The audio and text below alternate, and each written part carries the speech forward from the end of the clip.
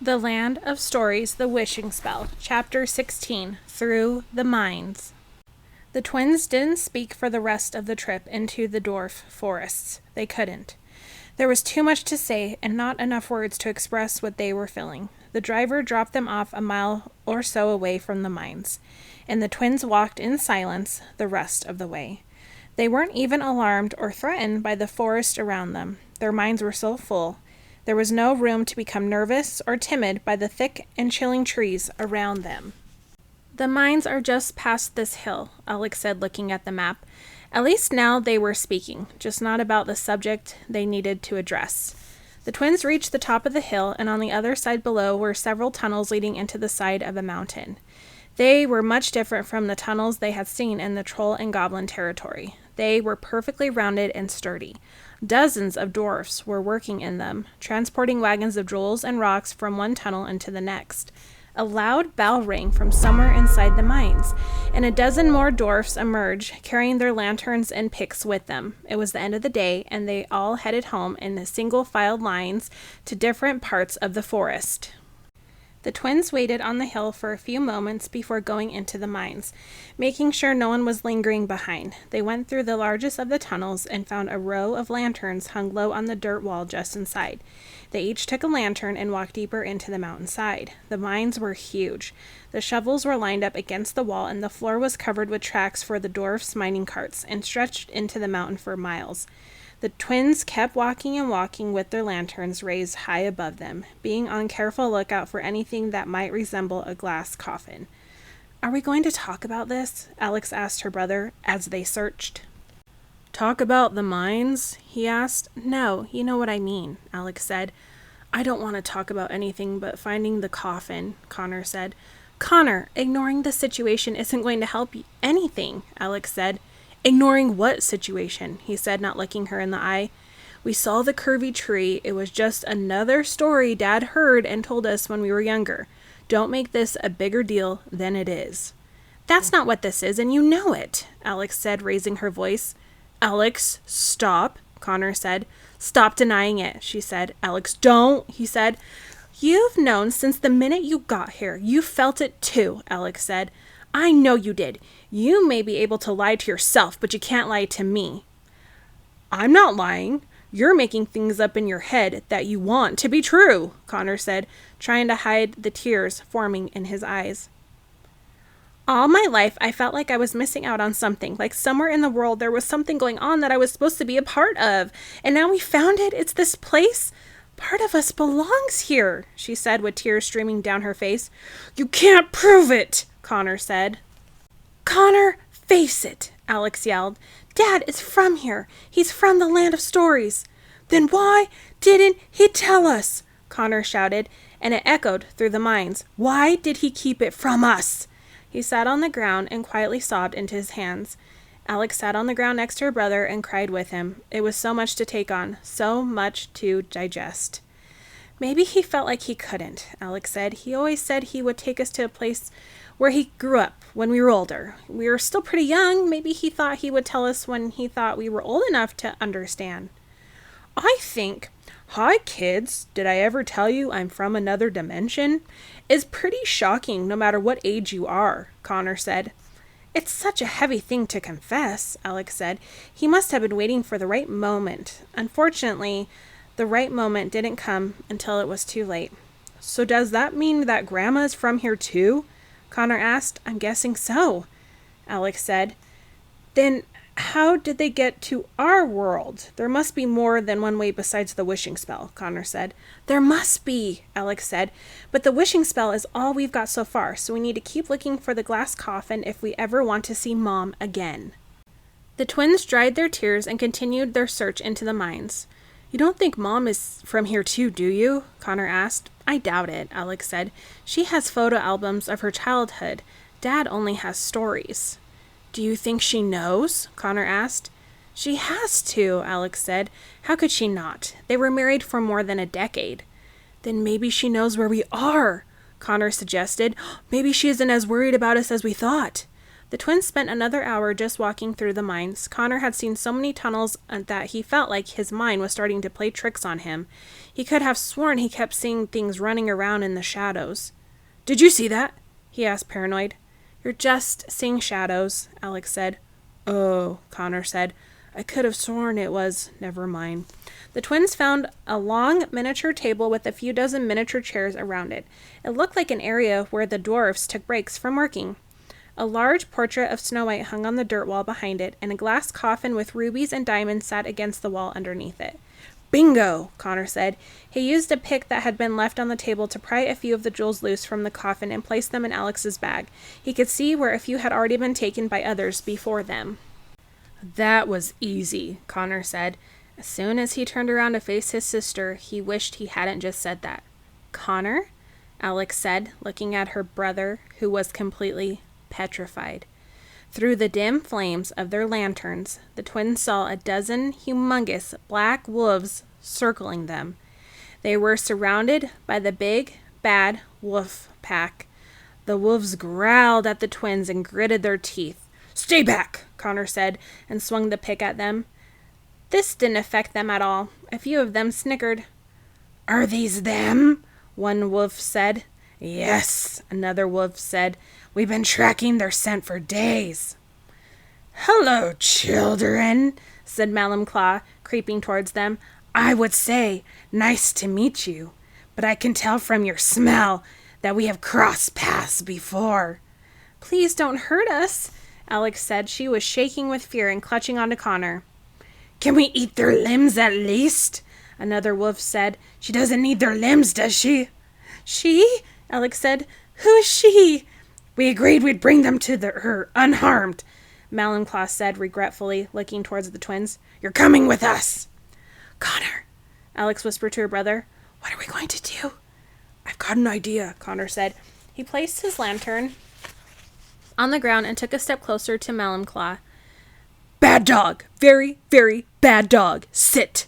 The wolves and Alex all had the same exact expression on their faces. What was he doing? "I said sit. That's a very bad dog. Go to your basket," continued Connor, shaking his index finger at Malum Claw. Whatever he thought he was doing was failing miserably, and it was just insulting the wolves. "I changed my mind," Malum Claw told his pack. "You can eat their limbs." "Well, I'm out of ideas," Connor said, looking back at his sister. "I'm not," Alex said. In one quick move, Alex kicked the lantern Connor had placed on the ground, and it soared across the tunnel and crashed into one of the wolves, setting him partially ablaze. The wolves rushed to get help extinguish their friend. Alex grabbed Connor's hand, and they ran farther down the tunnel, going deeper into the mines. "After them!" Malum Claw commanded, and the remaining members of the pack chased after them. The twins ran as fast as they could. They only had one lantern left, so they were practically in the dark. They could hear the wolves stampeding behind them. Their howls were unbearably loud as they echoed down the tunnel. The tunnel began to descend, making it nearly impossible for the twins to run. "Jump in there!" Connor said, pointing to a minecart on a track. "No way!" Alex said, but Connor picked her up and plopped her inside. He jumped inside himself and pulled the brake lever, and the cart began traveling down the tunnel at a rapid speed. A few of the wolves swiped at them with their claws. The twins ducked down as far as they could in the cart, but not before one of them reached Connor and left a bloody scratch on his forearm. Alex kicked another right in the snout, and it whimpered away. Another wolf barely missed the twins with his claws, but knocked the brake lever right off the cart. The cart gained speed, and soon they were outrunning the wolves. "We're doing it! We're getting away!" said Connor, holding his hand over his wounded arm. "I wouldn't celebrate just yet if I were you," Alex said. She pointed to a sign ahead that said, "Danger. Use brake lever while going down tunnel." "That's not good," Connor yelled, wishing for the lever to somehow grow back on their cart. The cart began speeding faster down the tunnel, as if it descended at a steeper angle. They were going so fast, too fast, they could barely open their eyes with the air rushing by their faces. The track turned and dipped deeper into the mountain. The twins were afraid they were going to fly out of the cart if it didn't fly right off the track first. It was the scariest roller coaster they had ever been on. "This would be awesome if we weren't for the fear of death," Connor shouted. He was even tempted to put his hands up, but he knew it wasn't an appropriate time. The cart zoomed through the mines, showing no signs of slowing down. In a matter of seconds, the twins' greatest fear had gone from being eaten alive by wolves to crashing into a dwarf mine. The track led them through a giant cave with stalactites pointing towards stalagmites and a large pool of water at the very bottom. To the twins' horror, they passed another sign, which said, "Dead End." It appeared an avalanche of rocks had fallen on the track many years ago, and now the twins were speeding towards the solid wall of rock that had formed there.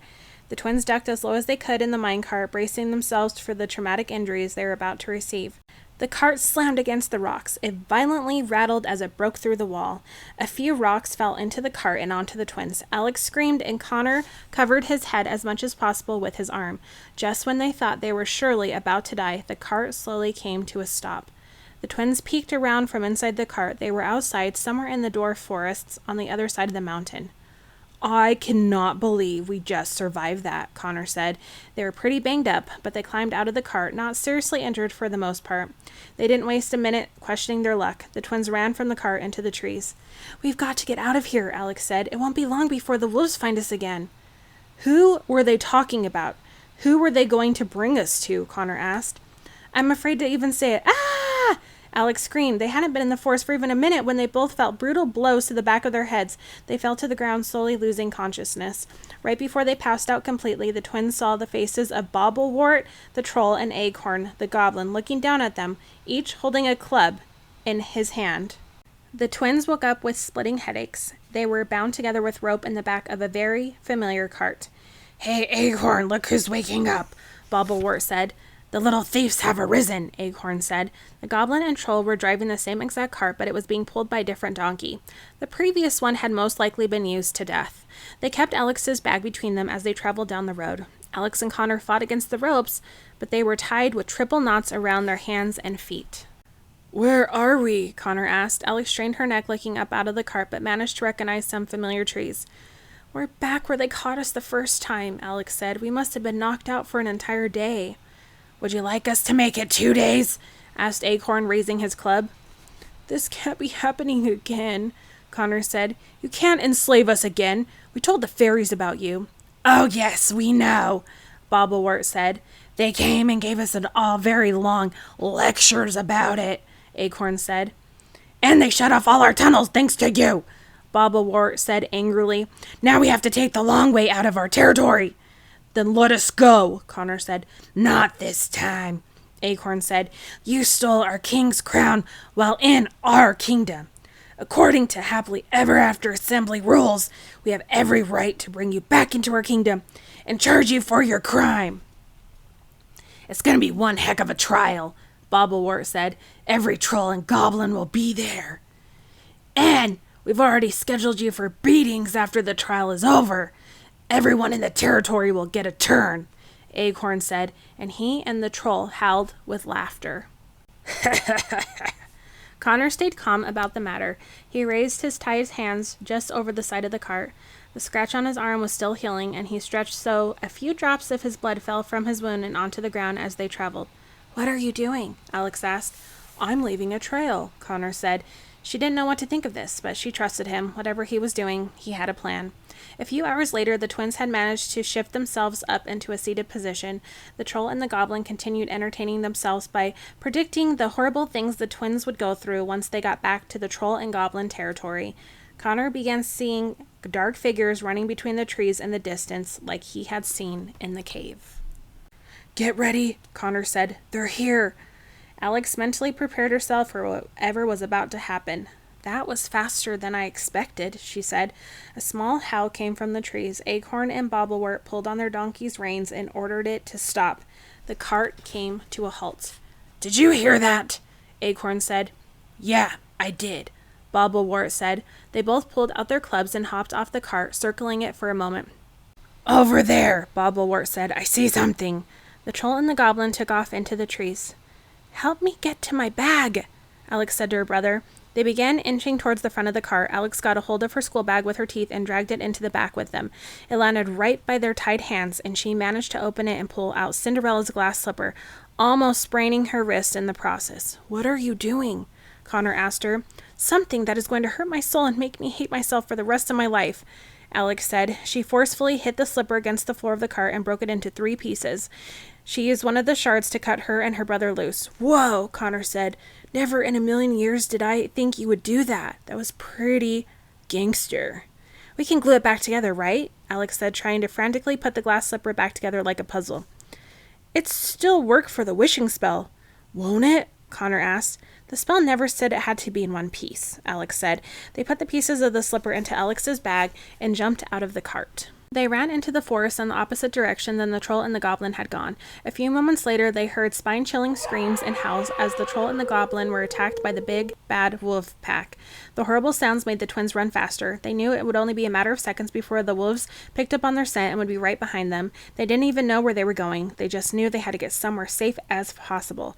Alex was eyeing the forest all around them. There was a deep roar coming from close by. Could they be near the ocean? We're farther south than I thought, Alex said. I think we may be back in the fairy kingdom. Then let's find a fairy who can turn these wolves into chihuahuas, Connor said. He turned back, and in the distance behind them, they could see several wolves running towards them at full speed. A moment later, the twins saw the wolves running slightly ahead of them to both their right and their left, grinning, ground, and preparing for the attack. The twins ran through a set of thick trees, and they came to a sudden and jarring stop. They were standing on the edge of a very high cliff overlooking the ocean. How'd we get to the ocean so fast? Connor yelled. Look, Alex said. It's Mermaid Bay. We're somewhere between the fairy kingdom and the sleeping kingdom.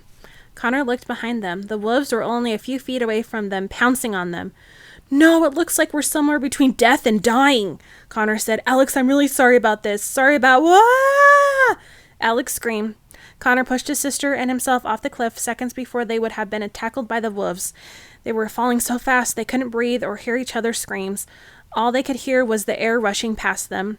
The twins plummeted into the ocean. The wolves stayed on top of the cliff for a few minutes, waiting for them to surface in the water, but they saw nothing.